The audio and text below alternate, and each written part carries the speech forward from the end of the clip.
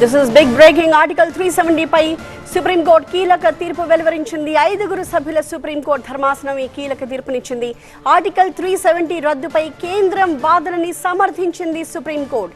భారతదేశంలో కశ్మీర్ విలీనమైనప్పుడు ఎటువంటి ప్రత్యేక హోదాలు లేవని, కశ్మీర్కి ప్రత్యేక సార్వభౌమత్వం లేదు అని స్పష్టం చేసింది సుప్రీం కోర్టు. కశ్మీర్కున్న ప్రత్యేక రాజ్యాంగం అన్నది కేవలం వెసులుబాటు కోసం ఆనాడు ఏర్పాటు చేసింది మాత్రమేనని పేర్కొంది.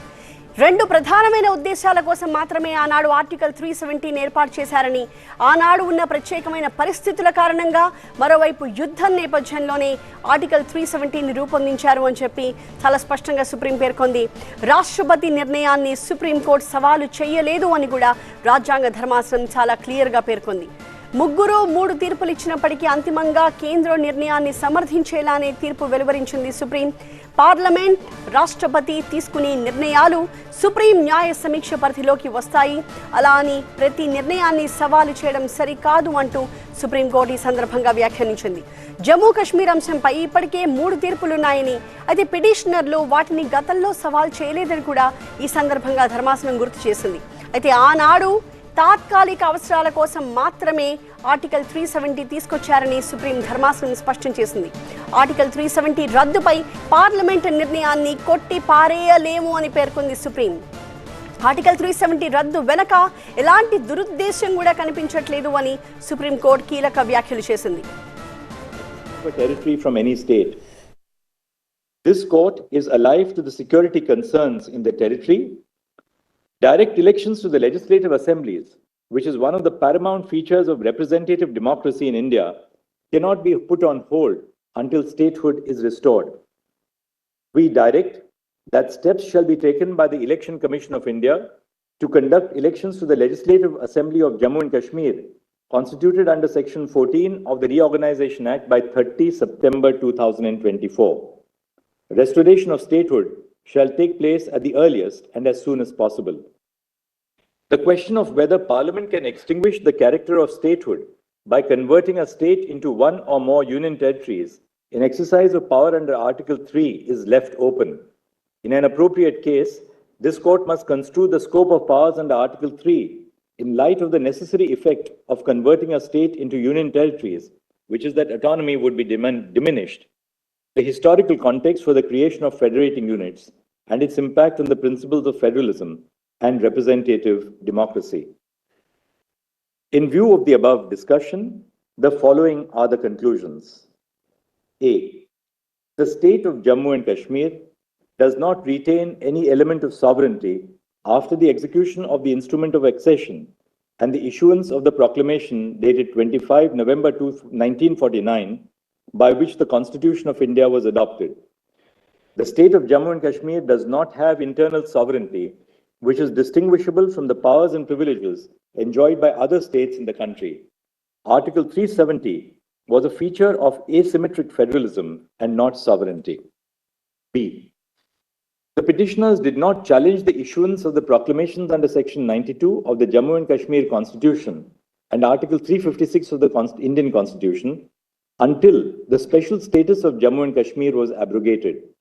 The challenge to the proclamations does not merit adjudication because the principal challenge is to the actions which were taken after the proclamation was issued. C. The exercise of power by the President after the proclamation under Article 356 is issued is subject to judicial review. The exercise of power by the President must have a reasonable nexus with the object of the proclamation. The person challenging the exercise of power must prima facie establish that it is a mala fide or extraneous exercise of power. Once a prima facie case is made, the onus shifts to the union to justify the exercise of such power. D. The power of Parliament under Article 356(1)(b) to exercise the powers of the legislature of the state cannot be restricted to lawmaking power, thereby excluding non-lawmaking power of the legislature of the state. Such an interpretation would amount to reading in a limitation into the provision contrary to the text of the article. E. It can be garnered from the historical context for the inclusion of Article 370 and the placement of Article 370 in Part 21 of the Constitution that it is a temporary provision. F.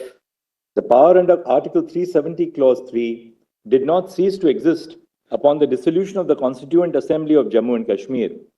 When the Constituent Assembly was dissolved, only the transitional power recognized in the provisor to Article 370, Clause 3, which empowered the Constituent Assembly to make its recommendations, ceased to exist. It did not affect the power held by the President under Article 370, Clause 3. G. Article 370 cannot be amended by exercise of power under Article 371D. Recourse must have been taken to the procedure contemplated by Article 370, Clause 3, if Article 370 is to cease to operate or is to be amended or modified in its application to the state of Jammu and Kashmir. Paragraph 2 of CO 272, by which Article 370 was amended through Article 367, is ultra vires. Supreme court senior న్యాయవాది విష్ణువర్ధన్ మనతో మాట్లాడడానికి phone line అందుబాటులో ఉన్నారు. విష్ణువర్ధన్ గారు నమస్కారం అండి. Hello నమస్తే అండి. ప్రధానంగా ఇప్పుడు సుప్రీం కోర్టు 5 సభ్యుల ధర్మాసనం బీజేపీ చేశారు మీరు. ఐఎమ్ సారీ అండి, చెప్పండి. దీప్తి గారు, విష్ణువర్ధన్ రెడ్డి బీజేపీ. యా విష్ణువర్ధన్ గారు, ఇప్పుడు సుప్రీం కోర్టు వెలువరిస్తున్న ఈ తీర్పుకి సంబంధించి ముఖ్యమైన అంశాలు పరిగణించాల్సినవి ఏమేమి ఉన్నాయంటారు? సుప్రీం కోర్టు ఈరోజు ఒక చారిత్రాత్మక తీర్పును భారతీయ జనతా పార్టీ స్వాగతిస్తుంది. ప్రధానమైన కారణం, భారతదేశంలో ఏదైతే తలమానికంగా ఉన్నటువంటి జమ్మూ కాశ్మీర్, గత అనేక సంవత్సరాలుగా జమ్మూ కాశ్మీర్లో ప్రజలందరూ కూడా ఆర్టికల్ 370 రద్దు చేయాలని, భారతదేశంలో కలవాలని, లేదా ప్రత్యేకమైనటువంటి చట్టం ఏదైతే ఓట్ బ్యాంక్ రాజకీయాల కోసం తీసుకొచ్చారో దీనికి సంబంధించిన విషయంలో సమీక్ష చేయాలని అనేక మంది కోరడం జరుగుతుంది. ఈరోజు జమ్మూ కాశ్మీర్లో ఆర్టికల్ 370 రద్దు తర్వాత జరిగినటువంటి అభివృద్ధి కానీ, పెరిగిన టూరిజం కానీ, లేదా శాంతి భద్రతలు ఉండటం కానీ, లేదా గతంలో మాదిరి అక్కడ పెద్ద ఎత్తున పాకిస్తాన్ నుంచి వచ్చేటువంటి టెర్రరిస్టుల యొక్క సమూహాలు తగ్గిపోవడం కానీ, లేదా అక్కడ ఉన్నటువంటి ప్రజల్లో స్వేచ్ఛ కానీ, ఇవన్నీ చూసిన తర్వాత ఈరోజు సుప్రీంకోర్టు తీర్పు భారతదేశంలో ప్రజలతో పాటు జమ్మూ కాశ్మీర్ ప్రజలు కూడా ఖచ్చితంగా స్వాగతిస్తారు. కొంతమంది ఏదైతే 1%, 2% జమ్మూ కాశ్మీర్ లో రాజకీయ స్వార్థం కోసం ఓట్ బ్యాంక్ రాజకీయాలు చేసేటువంటి వాళ్ళు మాత్రమే దీన్ని వ్యతిరేకిస్తారు. ఇది భారతదేశం యొక్క గొప్ప విజయం. జమ్మూ కాశ్మీర్ ప్రజలు ఈరోజు దాదాపు 75 సంవత్సరాల తర్వాత నిజమైన స్వాతంత్రాన్ని సుప్రీంకోర్టు రూపంలో పొందారని చెప్పి బీజేపీ భావిస్తోంది. రైట్, థ్యాంక్ యూ విష్ణువర్ధన్ గారు. సో ప్రధానంగా ఆర్టికల్ 370 జమ్మూ కాశ్మీర్కి స్వయం ప్రతిపత్తి కల్పిస్తుంది. రాజ్యాంగం ప్రకారం ఇతర రాష్ట్రాలకు వర్తించే రూల్స్ ఏవి కూడా జమ్మూ కాశ్మీర్కి వర్తించవు. కేవలం రక్షణ, ఆర్థిక, విదేశీ వ్యవహారాలు, ఈ 3 అంశాలు మినహా మిగతా చట్టాల అమలుకు ఆ రాష్ట్ర ప్రభుత్వ ఆమోదం తప్పనిసరిగా తీసుకోవాల్సిన పరిస్థితి వస్తూ ఉంటుంది. బయటి వ్యక్తులు జమ్మూ కాశ్మీర్లో భూములు లేదా ఆస్తులు కొనుగోలు చేయడం కుదరదు. యుద్ధం, విదేశీ దురాక్రమణ సమయంలో మాత్రమే కేంద్రం ఆ రాష్ట్రంలో ఎమర్జెన్సీ విధించగలుగుతుంది. మిగిలిన సందర్భాల్లో ఎమర్జెన్సీ విధించే పరిస్థితి ఉండదు.